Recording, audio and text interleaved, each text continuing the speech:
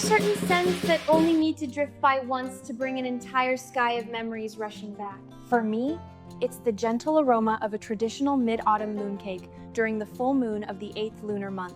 Back then, my family was poor throughout my childhood, and the person who spent the most time with me was my grandmother. Her hair was as white as clouds, and her thin, weathered hands always carried the comforting scent of wood smoke and dried banana leaves. She wasn't wealthy.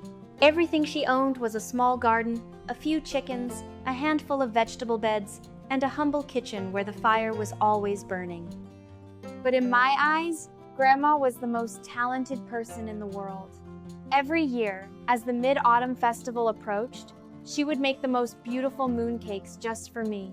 In those days, there were no luxurious gift boxes filled with mooncakes or colorful lanterns that lit up at the push of a button like there are today. The children in our neighborhood simply looked forward to the night of the full moon, when we could carry our handmade bamboo star lanterns covered with red cellophane and parade beneath the bright moonlight. Back then, and honestly, even until recently, I always thought making mooncakes was easy. I believed all you had to do was mix the dough, cook the filling, press everything into a mold, and you were done. But once I finally tried making them myself, I realized how wrong I had been. Only then did I understand that Grandma had spent days preparing every single batch of mooncakes. Early each morning, she would head to the market to carefully choose the freshest duck eggs. When she got home, she gently placed them into a large clay jar filled with a homemade salt brine. She would always tell me, "The salt has to be just right, so the yolks will turn a beautiful golden orange." I never really understood what she meant. I simply loved sitting beside her, watching her work. Whenever she lifted the lid of the jar to check on the eggs, they rested quietly beneath the crystal clear brine. I was endlessly curious and would bombard her with questions. She would simply smile and say, "If you want a truly delicious mooncake, you have to learn how to wait." It was a lesson she repeated throughout my childhood. Once the eggs were perfectly cured, Grandma would light the wood stove and gently boil each one over low heat. She carefully removed the rich golden yolks, soaked them in a little ginger-infused rice wine to remove any unwanted odor, then lightly roasted them over glowing charcoal. The wonderful aroma quickly filled our tiny kitchen. I would run around the room, breathing it all in and swallowing over and over because I couldn't wait to taste them. Making the filling was when the kitchen became its liveliest.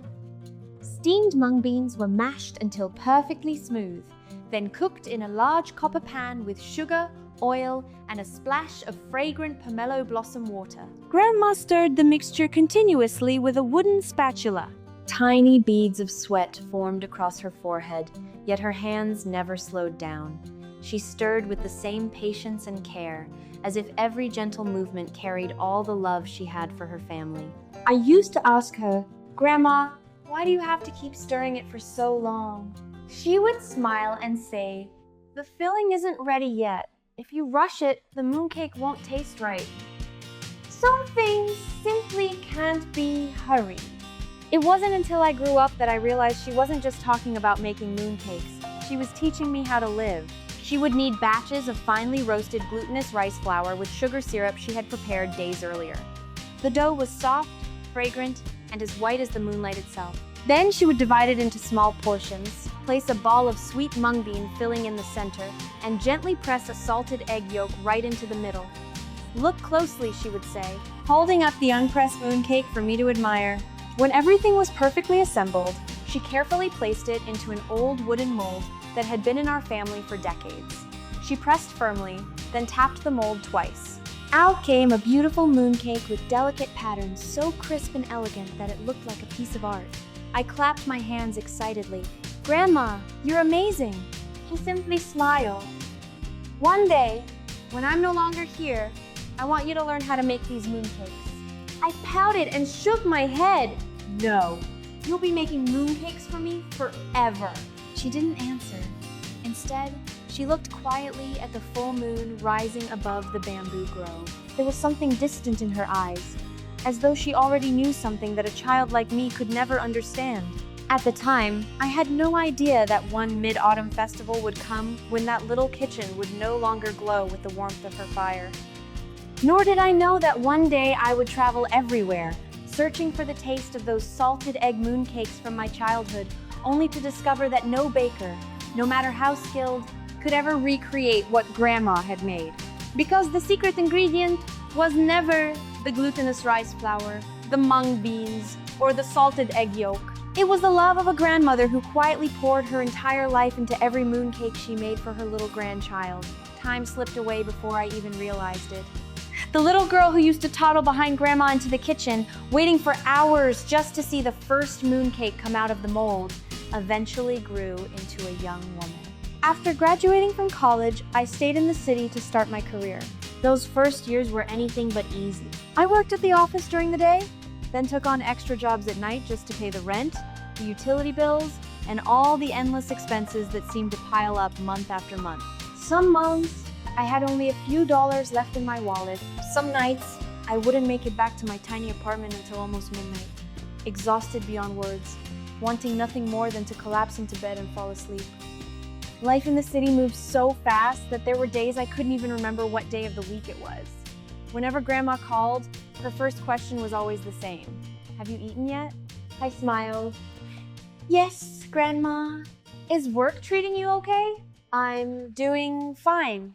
That was always my answer. Not because life was actually easy, but because I never wanted her to worry about me. On the other end of the phone, she never told me that her back hurt more than before, that her eyesight had grown weaker, or that her cough lingered longer whenever the weather turned cold. Instead, she would simply ask, "Are you coming home for Mid-Autumn Festival this year?" I looked at my packed work schedule and stayed silent for a few seconds. I probably can't make it this year, Grandma. Work has been really busy. She smiled gently. That's okay. Your work is important. Come home whenever you have the time. Every single time.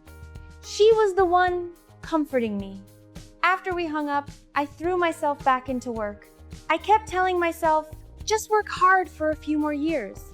Once I have enough money, once I own a home, once my life is stable, I'll bring Grandma to live with me in the city. I wanted to repay her for every sacrifice she'd ever made. But I didn't realize something. Some people won't still be here by the time we finally succeed.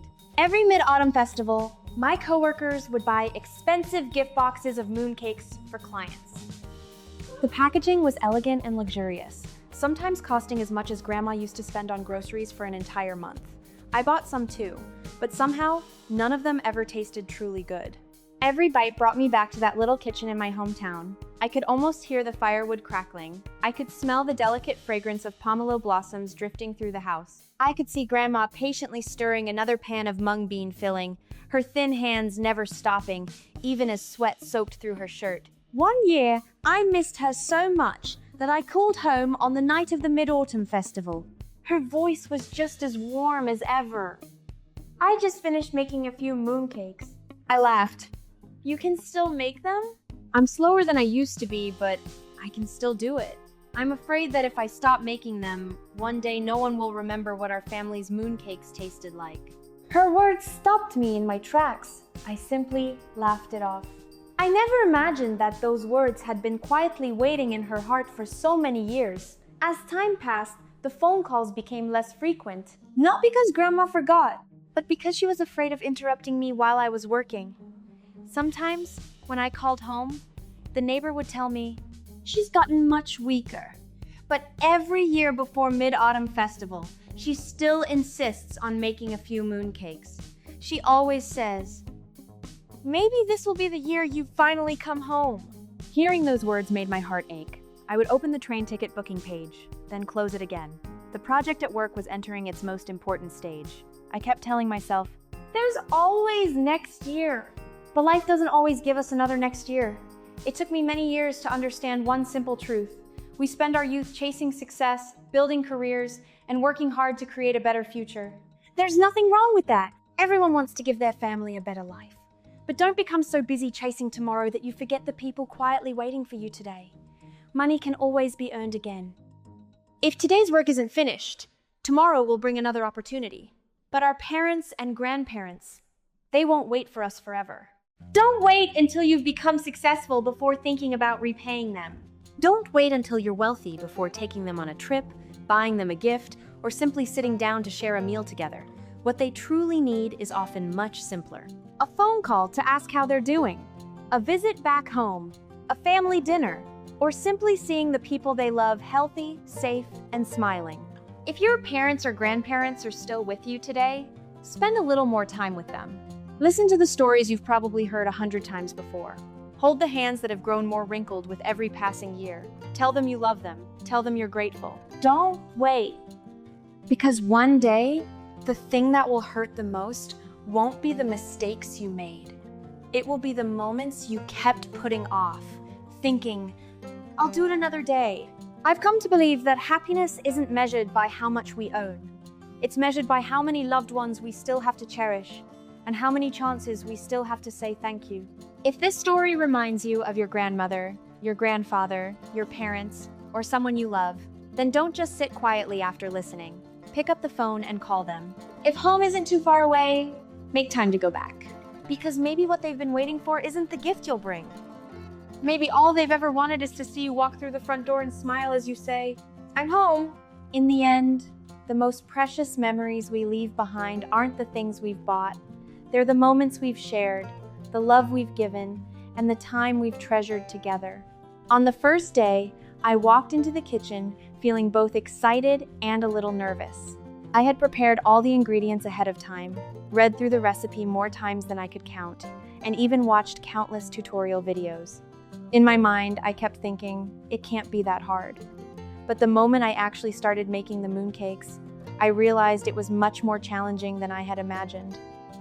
From measuring every gram of flour, to mixing the filling, cooking the syrup, and kneading the dough, every step required precision. Even the smallest mistake could completely change the final result. There were moments when I stared at the dough and wondered, is this the right consistency? Then I'd grab my phone and check the recipe all over again. I found myself double-checking every single step. I think anyone making mooncakes for the first time has probably felt the same way. Then came the most exciting part, pressing the mooncakes into the mold. I carefully pressed down on the first one, gently lifted the mold, and couldn't help but laugh. It definitely looked like a mooncake, but the pattern wasn't very sharp. Some were slightly uneven, while others stuck to the mold a little. They didn't look as perfect as the ones you'd buy at a bakery, but they were the very first mooncakes I had ever made with my own hands. That moment brought me so much joy. Even though they weren't perfect, I kept looking at them for a long time. Maybe because I knew that behind each one was an entire afternoon filled with patience, focus, and effort. After finishing that first batch, I learned so many valuable lessons. I realized the dough needed a little more time to rest. The filling needed to be rolled more evenly. And when pressing the mold, using just the right amount of pressure made all the difference in creating a beautiful pattern. Those tiny details, which seemed so insignificant at first, turned out to make the biggest difference. A few days later, I decided to make another batch. This time, stepping into the kitchen felt completely different. I wasn't nearly as nervous as I had been the first time. Instead, I was genuinely excited to see how much I had improved. Everything felt smoother. My hands already knew what to do, and each step came much more naturally. I wasn't constantly checking the recipe anymore. Instead, I began trusting my own experience and instincts. The dough felt softer and smoother. The filling came together much more evenly, and when it was time to press the mooncakes into the molds, I felt far more confident. Then came the moment of truth. I lifted the mold. Wow. This time, the intricate patterns appeared crisp and beautifully defined. The mooncakes looked more balanced, more polished, and so much more beautiful than my very first batch. It's honestly hard to describe that feeling. It wasn't because the mooncakes looked like they came from a professional bakery. It was because I could actually see my own progress after just 2 attempts. I think that's something we can all relate to. The first time we try something new, mistakes are almost inevitable. But if we're willing to try a second time, we often realize just how much we've already improved. What I love most about making mooncakes isn't just seeing the finished product. It's the entire journey, the gentle aroma of toasted flour, the sweet fragrance of the syrup, the sound of the mold tapping lightly against the countertop, the quiet moments spent carefully wrapping each ball of filling. Together, those little moments create an incredible sense of peace. Sometimes I make mooncakes alone, but I never feel lonely. In fact, it feels like time slows down for a while. For those few hours, all I have to focus on are my hands, the ingredients, and enjoying each step of the process. Maybe that's why every Mid-Autumn festival, so many people still choose to make mooncakes by hand, even though there are countless delicious ones available in stores. Because homemade mooncakes are made with more than just ingredients. They're made with time, with patience, with love, and with memories that money could never buy. 2 different days, 2 completely different experiences. The first day gave me the courage to begin. The second day reminded me that even a little persistence can make a huge difference. When I placed both batches side by side, I couldn't help but smile. The first batch still had plenty of imperfections. The second batch looked so much better. But without that very first batch, the second one would never have existed. I guess life works the same way. No one becomes good at something on the very first try. Every attempt teaches us something, every mistake becomes a lesson, and every bit of persistence brings us one step closer to where we want to be. So, if you've been thinking about making your own mooncakes, don't be afraid to give it a try. Don't wait until you feel skilled enough. Start first, and the skills will come with practice. Your very first mooncakes may not be perfect, but your second batch, your third, and every Mid-Autumn festival after that will remind you just how far you've come. Thank you so much for spending this little journey with me. If you enjoyed this video, please give it a thumbs up, leave a comment below to share your thoughts or experiences, and don't forget to subscribe to the channel for more delicious recipes and heartwarming stories. I'll see you in the next video.